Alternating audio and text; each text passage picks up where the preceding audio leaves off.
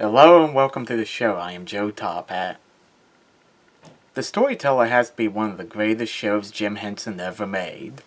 Everything about it was great. The stories, the creature effects, the set designs, and of course it had John Hurt as the storyteller. Unfortunately, due to high production costs and low ratings, the show was cancelled after only 9 episodes. There was an attempt to revive the series that focused on Greek myths rather than fairy tales, but it wasn't as good for one reason: no John Hurt. Michael Gambon, who many of you might know as the second guy to play Dumbledore in the Harry Potter series, played the role of the storyteller.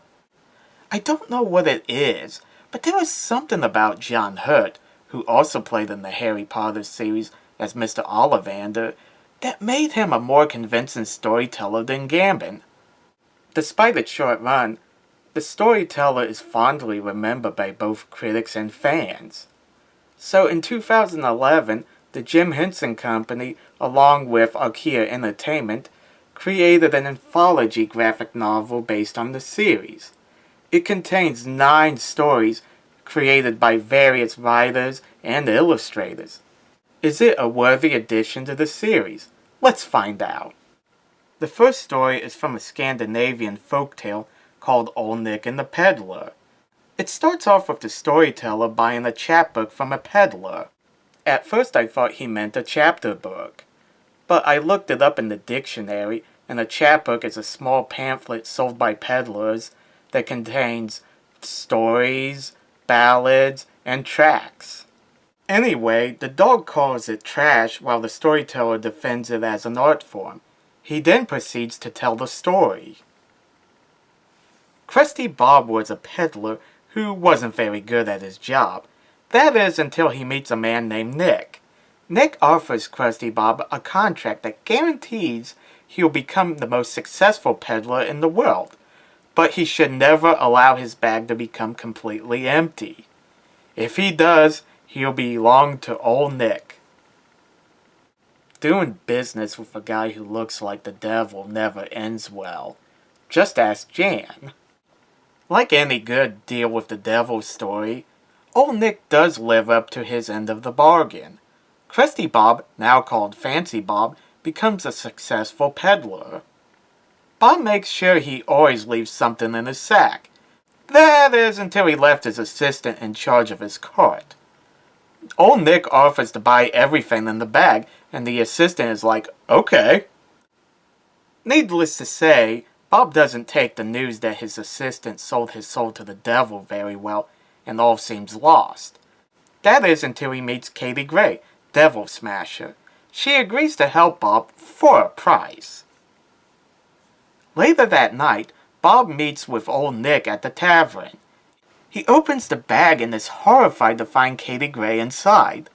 He refuses to take her since she, if you pardon the pun, put him through hell before, meaning that Bob still has one thing in the bag, so he can keep his soul, although the storyteller hints that it may not have been the best for him. Maybe he was better off letting Old Nick take his soul. The second story is based on the Aesop fable, The Milkmaid and Her Pale. The dog is waiting patiently for his master to finish eating so he can have what is left of his stew. To his annoyance, the storyteller proceeds with his story. Patty, the milkmaid, tells her friend Polly the plan she has. At first they start off reasonable. She wants to turn the milk into butter to trade for eggs. From there, she wants the eggs to hatch into chickens and then start a chicken farm. Then she wants to travel the world and become a pirate. If that's not strange enough, she wants to become Poseidon's wife. Patty, I know Greek mythology very well. Poseidon is hardly any better than Zeus in how he treats his women. Why don't you marry these guys? They most likely would treat you better. Sadly, Patty trips on a rock and spills her milk, thus ruining her plans. The storyteller reminds us not to count our chickens before they hatch. The third story is from a Romanian folktale called An Agreement Between Friends. And for a change, the dog is the one who tells the story.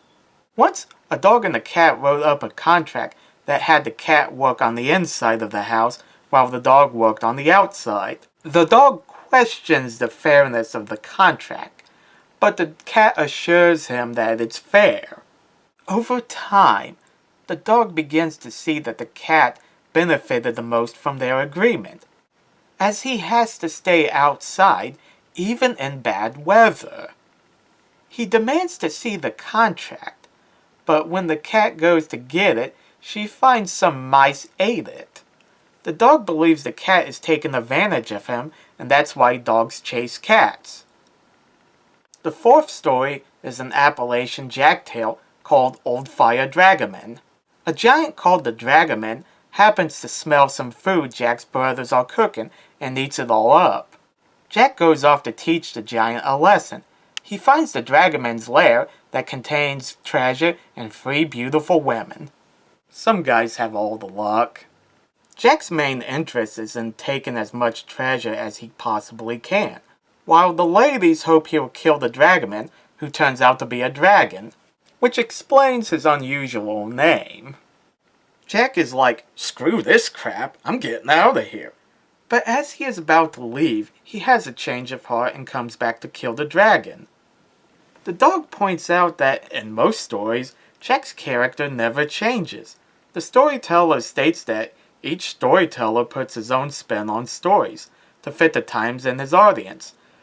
And there is no way of knowing how the original stories went. Even the Grimm brothers made some changes to fairy tales. The fifth story is Puss in Boots. A bit surprising, since the storyteller usually focused on lesser-known fairy tales. Although it does follow the basic structure of the story, there are some key differences. This puss once belonged to a wizard who died. He then becomes friends with a girl, only to be driven away by her sisters. To be with her, Puss changes into a man. I actually like this version more than the original, since Puss isn't some con man. The sixth story is a Chinese folktale called The Frog Who Became an Emperor. And it's similar to the episode Hans My Hedgehog. A man leaves his pregnant wife in order to find some work. While he's away, she gives birth to a frog. Kermit, how could you? The frog grows quickly and has the ability to know everything.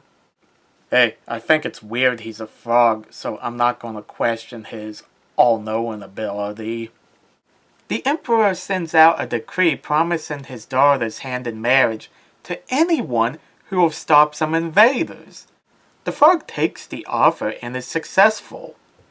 The emperor, however, doesn't want a frog for a son-in-law, so he issues a new decree that his daughter will marry a guy who catches a ball. The ball is caught by a young man, who is the frog without his skin, and the two marry. Like Hans the Hedgehog, he can take off his skin. His wife, for some reason, spills the beans to her father. The emperor asks why would he wear the skin, and the man tells him that it's great against the weather and allows him to live for 1,000 years. The emperor is like, "That's for me," and puts it on. Only the emperor can't take it off, and his son becomes the new emperor. The seventh story is a Japanese fairy tale called The Crane Wife. A young man finds an injured crane and nurses it back to health. One day, he meets a girl and marries her that night. This is a fairy tale after all. One day, the wife promises her husband riches by making some clothes for him to sell. The only condition she has is that he is not to watch her weave. Although he finds the request odd, he agrees. The clothes are a hot seller, but the husband starts to get greedy and starts to work his wife hard, not noticing that she grew weaker with each clothing made. One day, he peeks as she is weaving and finds out that he married a crane. For breaking his promise, she leaves him. A little harsh, but Whatever. The 8th story is another Japanese fairy tale called Momotaro the Peach Boy. Like the frog who became an emperor, this too is similar to Hans my Hedgehog. Even the dog mentions it. Only this time, it's about a childless couple who finds a boy inside of Peach, rather than giving birth to an animal. Before going on, I like to point out that this story forgoes the comic panels and wood balloons. I'm not a fan of this method since it looks more like a storybook than a comic, and this is a comic after all. Anyway, when Momotaro turned 15, he goes out to Ogre Island to bring back treasure they had stolen over the years. On the way, he befriends a dog, a monkey, and a pheasant. A group of friends defeat the ogres and bring back the treasure. The final story is a Russian folktale called The Witch Baby. Unlike the other stories, this one is from an unproduced script for the TV show. The storyteller shows off some tarot cards and tells a story that happened to him when he was a young man. There lived a king and queen who had a son who didn't talk. This made him an outcast. His only friend was the storyteller. One day, the storyteller shows him the tarot cards we saw at the beginning that predicts he will have a sister who will have iron teeth and eat his parents. To escape being eaten as well, the prince talks for the first time. He wants a horse to ride away. I guess warning them about their cannibalistic daughter wasn't an option. He finds sanctuary at the castle of the Sister of the Sun. His sister was born, then eats his parents, and wants to eat them too. She challenges him to a weighing contest. If he weighs more than her, he goes free. If she weighs more, then she eats him. It looks bad for the prince until the Sister of the Sun gives him a bow and arrow. The prince uses it to shoot his sister, leaving behind her iron teeth. The stories are a lot of fun for anybody who likes to read fairy tales. Each one of them seemed like they would have fit in with the show had it lasted longer. I especially like that they found the witch baby and adapted it for the graphic novel. I also like how the inside looks like an old book, and the paw prints on this page was a nice touch. The only complaint I have is the artwork for some of the stories. The characters in Old Nick and the Peddler look too much like the Muppets. Not surprising since it was drawn by Roger Langridge, who draws for the Muppet comics. His artwork is good for the Muppets, but it doesn't fit with the storyteller. I also don't like how they laid out Momotaro the Peach Boy. Other than that, it's worth checking out for any fan of the TV show. Thanks for watching. Let me know in the comments section what you guys think, and don't forget to like and subscribe. See you later.